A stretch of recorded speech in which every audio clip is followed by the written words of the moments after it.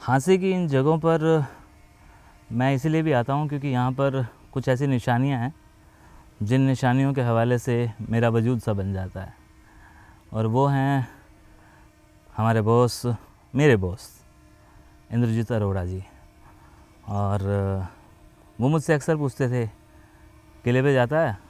जी जाता हूँ, मैं वहाँ गिल्ली डंडा भी खेलता था, हम लोग ये करते थे वो करते थे। तो इस किले पे आने के बाद फिर बॉस की बातें करके ये लग रहा है कि हाँ मैं बहुत सही बातें कर रहा हूँ। और बॉस की तो यूँ बड़ी सारी बातें हैं, क्या क्या बताऊँ, लेकिन हाँसी से जुड़ी उनकी जो कुछ ख़ास बातें हैं जो मुझे मुंबई में वो शेयर किया करते थे, वो ये कि जब भी मैं वहाँ होता था या यहाँ होता था तो वो मुझसे हमेशा पेड़ों का जिक्र अक्सर कर लेते थे कि यार पेड़े नहीं खाए या पेड़े कौन भेजेगा, पेड़े कब आएंगे। तो आज जब हाँसी में हूँ तो इस हवाले से कि उनको याद किया जाए वो बड़ा ज़रूरी सा हो जाता है, कम से कम मेरे लिए। और आज भी जब हाँसी में हूँ तो लगा कि एक बार किले पे जाता हूँ और बॉस को याद करता हूँ। और मेरे हाँसी शहर का ये खूबसूरत किला है जो लोग जानते हैं। हालांकि मैंने यहाँ पे बॉस के बारे में एक श्रद्धांजलि वीडियो बनाया था और मैंने उसके अंदर बड़ी सारी बातें बताई थी। आज फिर से, क्योंकि मुझे सर्दियों में हाँसी का गाजर पाक खाना था और हाँसी के पेड़े खाने थे, तो फिर बॉस की याद हो आई और इस याद के हवाले से फिर ये वीडियो बनना लाजमी सा हो जाता है। और मैं फिर चल पड़ता हूँ यादों के झरोखे में, उन गलियों को, उन एरियाज़ को भी याद करना और फिर वहाँ जाकर उनकी बात करना, वो भी एक ज़रूरी चीज़ है। तो ये इलाका उनका ये अब तो यहाँ पे लोग और बच्चे ये जिस तरह से क्रिकेट खेल रहे हैं, बॉस कहते हैं कि हम लोग खेला करते थे गिल्ली डंडा इसी जगह पे, इसी रास्ते पे। और ये एंट्रेंस है, हालांकि मैं इस टाइम यहाँ से बाहर निकल रहा हूँ, लेकिन इसी एंट्रेंस से वो कभी जाते होंगे जहाँ से मैं निकला हूँ।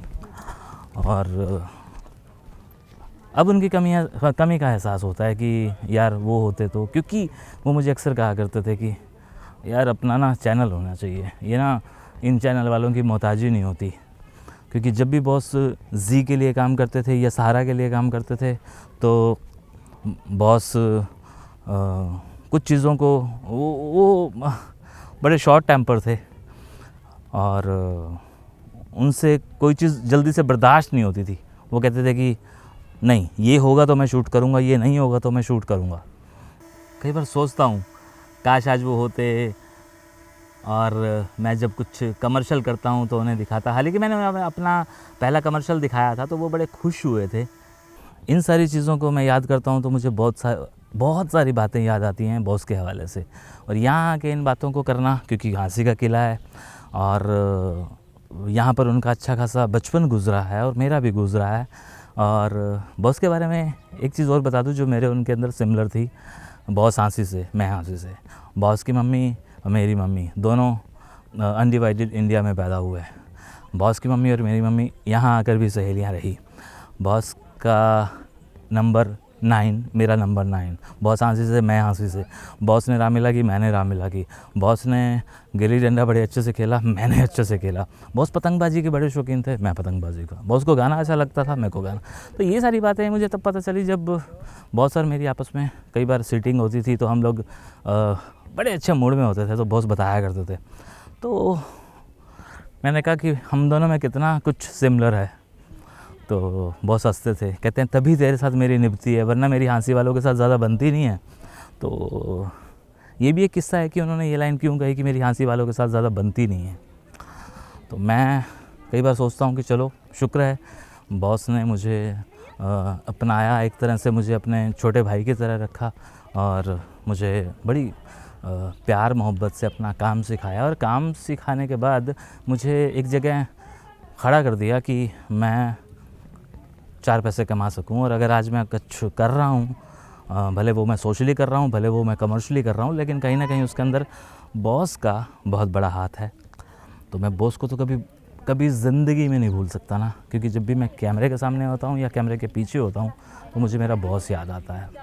तो उसी बॉस को याद करते हुए फिर मैं अगर हाँसी में आने के बाद उनका ज़िक्र ना करूं तो फिर मुझे होता है कि नहीं यार। और जिन गलियों में वो उन्होंने चलना सीखा, जिन गलियों में उन्होंने खेलना शुरू किया, वो गलियां मैं जाके कुछ और चीज़ें बताऊंगा। और हाँ, जो वो पेड़ों वालों का ज़िक्र कर रहा हूँ ना, वो भी बड़ी बड़ी कमाल की बातें हैं। हाल ही मैंने ये बात एक वीडियो में बताई थी कि जब बॉस की पहली फ़िल्म का मुहूर्त था तो बाई चांस मुझे हाँसी आना था मुहूर्त से पहले।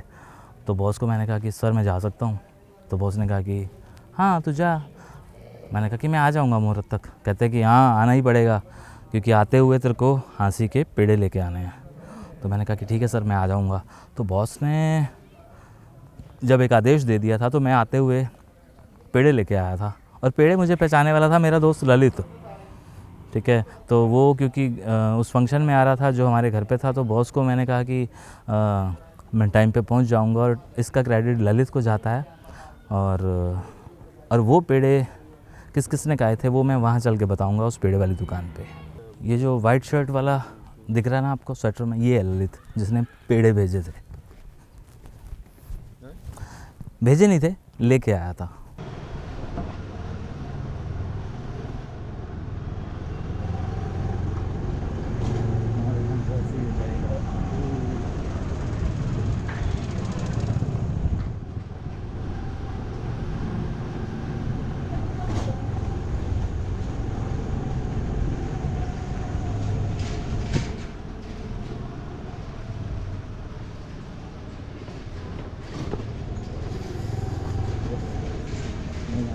जो घर मेरे पीछे है ना, ये है बॉस का घर। और यहाँ कभी रहा करते थे मेरे बॉस। अब यहाँ पे ढींगडाज हैं, और बचपन यहीं बीता उनकी, और जवान वो यहीं हुए। और इसी गली के अंदर उन्होंने चलना फिरना सीखा, घूमे फिरे। ये सब उनके पड़ोसी हुआ करते थे। और हमारे ये जो आंटी बैठे हैं, ये भी शायद टेणु वर्दा घर है ना, टीटू वर्दा टेणु वर्दा अयो है ना, हाँ वंती जाई वर्दा। तो इन्होंने इस बात को मतलब पुख्ता कर दिया कि हाँ जी ये घर उन्हीं का था। तो कितने साल हो गए नहीं तो गए? अच्छा, ज़्यादा ही हो सकता है। मकान बेचे था 1 साल हो गया ना। हाँ उससे पहले तो चले ही गए हम, ठीक है। तो मेरे बॉस इस घर में रहा करते थे। अब मैं लिए चलता हूँ आपको वहाँ जहाँ से मैं पेड़े लेके जाया करता था।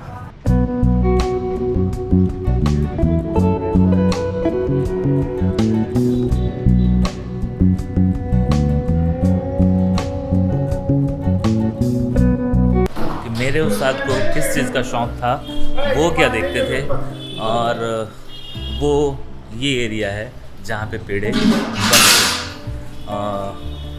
यहाँ कुछ एक ये जो भट्ठियाँ सी बनी हुई हैं, यानी यहीं पर वो बनता है। मैं थोड़ा लेट हूँ क्योंकि मुझे पता था कि ये लोग सुबह सुबह आके वो सारी चीज़ें करके चले जाएंगे, मैं तब पहुँचूँगा, और आखिरकार मैं तभी पहुँचा। लेकिन प्रोसेसिंग क्या है वो मैंने रिकॉर्ड करनी है, और वो हो रहा है काम, तो वो ज़रूर आपको दिखाता हूँ।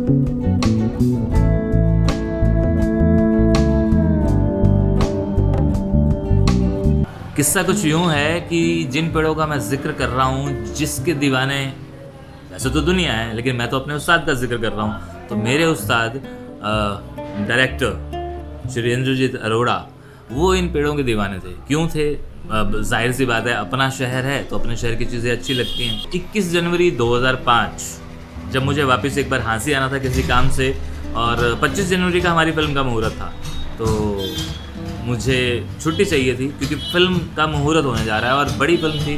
तो मेरे को पूछ रहे हैं इंद्र जी कि कब तक वापस आएगा, क्योंकि तब मैं नया नया था, मेरा कोई वजूद नहीं था।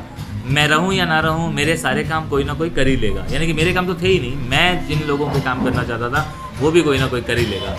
तो मैंने कहा कि सर मैं जा सकता हूँ? हाँ तू जा।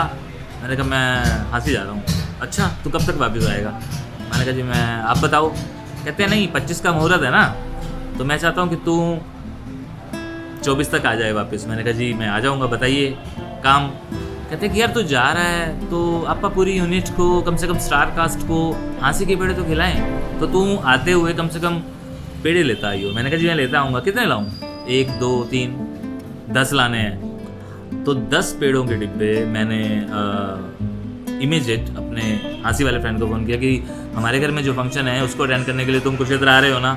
तो उसने कहा कि हाँ मैं आ रहा हूँ। तो मैंने कहा कि ठीक है तुम आ रहे हो तो एक काम करना, हाँसी से डिब्बे उठा लेना पेड़ों के, और वो तुम्हें कुरुक्षेत्र लाने हैं, मैं फिर उसको बॉम्बे ले जाऊँगा। तो मेरे उस्ताद की पेड़ों की दीवानगी, और उन्हें ये था कि नहीं, जब कुलभूषण खरबंदा या ग्रेसी सिंह या असरानी साहब सेट पर वो प्रसाद लें या वो मीठा बांटा जाए सेट पर पूरी यूनिट को, तो वो हाँसी के पेड़े हों, है ना।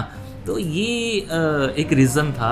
और आज जब क्योंकि मैं बॉस को याद कर रहा हूँ, उस्ताद को याद कर रहा हूँ, तो इसलिए मैं वो पेड़ों को भी याद कर रहा हूँ। हालांकि अब सर्दियों के दिन है तो हमारे यहाँ पे पेड़ों के अलावा गाजर पाक भी बनता है, लेकिन उन दिनों में यानी कि जनवरी में मैं ज़्यादा डिब्बे पेड़ों के लेके गया था, और 3 डिब्बे थे जो मैं गाजर पाक लेके गया था। और अब पेड़ों की इतनी बातें कर रहा हूँ तो कम से कम वो पेड़े दिखाना भी लाजमी सा हो जाता है। तो ये ऐसा कुछ होता है। एंड हाँसी के लोग तो खैर कायल हैं ही हैं। और इवन इसका जिक्र मेरे एक पिछले वीडियो में जो मैंने कि मिर्ज़ा गफ़ार से उसकी फैमिली के साथ किया था, तो उन्होंने कहा था कि पेड़े तो हम तब से याद करते हैं जब से हमारा मुल्क बना है और आपका देश बना है। तो मैं आज अपने बॉस को जब एक यादों की श्रद्धांजलि फिर से दे रहा था, हालांकि मैंने इसका जिक्र तफसील से नहीं किया था, मैंने एक छोटा सा जिक्र किया था। आज मैं तफसील से ये बात बता रहा था कि आखिरकार वो वाक़या क्या था, तो मेरे बॉस क्यों दीवाने थे, क्योंकि वो बचपन से ये सब चीज़ें, और फिर शहर छोड़ने के बाद आपको अपनी चीज़ें याद आती हैं, तो उनको जब भी दिल करता था वो ऐसा 1 या 2 पार्सल यहाँ से मंगवा लिया करते थे थ्रू कोरियर। यहाँ पर उनके बड़े सारे बचपन के दोस्त थे, लंगोटिया यार थे, और वो एक एस्टैब्लिश्ड डायरेक्टर थे। तो उनका एक कॉल जब जाता था तो भाई ये लोग, उनका भी नाम ही ले देता हूँ, उनको याद करना भी बड़ा ज़रूरी है। हमारे शहर के छाबड़ा साहब, वो उनके जो उनके बड़े के बेटे थे वो उनके दोस्त थे, तो वो भेजते थे। नरेश जी हैं यहाँ पर, जिनकी दुकान कभी छाबड़ा साहब के पास हुआ करती थी। ये बहुत पुरानी बात बता रहा हूँ, 75 साल पुरानी बता, कि कब छाबड़ा वाली शॉप कभी नरेश जी के पास हुआ करती थी। तो वो कुछ लोग थे जो उन्हें अदब के साथ एक कोरियर भेजा करते थे कि इंदर भेज देते तू ले लवें, क्योंकि ये हाँसी की ज़बान है, क्योंकि हाँसी में सारे कबीरवाला के लोग हैं, मुल्तान के लोग हैं, और सराय सिद्धू के लोग हैं। और जैसा कि मैंने पिछले वीडियो में भी एक बार बताया था कि ये गक्खड़ परिवार था जो अपने नाम के आगे अरोड़ा लिखता है। तो मैं अक्सर बॉस से पूछता था, तो वो इसका जवाब, खैर छोड़िए वो सारी बातें दरकिनार करते हुए, यहाँ जिस शॉप पे मैं खड़ा हूँ ये हरियाणा बेड़ा भंडार है, हमारे इन डिब्बों पे भी लिखा है। अब ये इसकी प्रमोशन नहीं है, ये हम भी बचपन से यही सब चीज़ें खाते जा रहे हैं। ये हरियाणा बेड़ा भंडार, और ये भी कबीरवाला से हैं, ये एक प्रमोशन है। और इस शहर के अंदर इनकी 3-4 दुकानें हैं, 3-4 क्या बता ही देता हूँ। जहाँ मैं खड़ा हूँ हरियाणा बेड़ा भंडार, एक बजाज स्वीट, दूसरी छोटू मिष्ठान भंडार, एंड एक शहर के अंदर एक और, उसका नाम क्या है, सप्रा स्वीट्स, मैं भूल गया था। तो ये चारों की चारों दुकानें एक ही परिवार की हैं, और आप किसी भी शॉप से कभी भी कोई भी चीज़ लेते हैं तो आपको टेस्ट सिमिलर मिलता है, और ये सब कबीरवाला से हैं। तो हमारे जो बाबूजी इस शॉप के जो ओनर थे वो तो अब इस दुनिया फ़ानी में नहीं है, लेकिन उनके शहजादे हैं, उनके ग्रैंडसन हैं, और वो मेरे साथ खड़े हैं। मैं रिक्वेस्ट करूँगा कि वो एक बार आके यहाँ पे भी दिखा दें कि यार ये लोग कम से कम कबीरवाला के हैं। तो ये हैं, और ये आज इस शॉप के ऑनर हैं, इस पूरे एक बड़े उद्योग को चलाते हैं। और हमारे बेड़े, मैं हमारे इसलिए कह रहा हूँ, हमारे बेड़े इस टाइम दुनिया में जाते हैं। आप खुद सोचिए ना, हाँसी के लोग कहाँ कहाँ बैठे हैं, अमेरिका में बैठे हैं, लंदन में बैठे हैं। तो ये सब लोग जब हाँसी का जिक्र आता है, हाँसी के पेड़ों का जिक्र आना लाजमी है, तो ये सब लोग बहुत याद करते हैं। और गफ्फार साहब तो पाकिस्तान में बैठ के भी हमारे पेड़े याद करते हैं। तो बस ये था, बॉस को श्रद्धांजलि दे रहा था, लेकिन साथ साथ पेड़ों को भी याद कर रहा था। पेड़ों के बारे में तफसील से बता दिए और बॉस के बारे में भी तफसील से बताया। और कुछ याद आएगा तो ज़रूर बताऊँगा। आपकी कुछ यादें हों तो मुझसे शेयर कीजिएगा, हँसी के हवाले से, नॉट पेड़ों के, हँसी के हवाले से। ठीक है जी, शुक्रिया।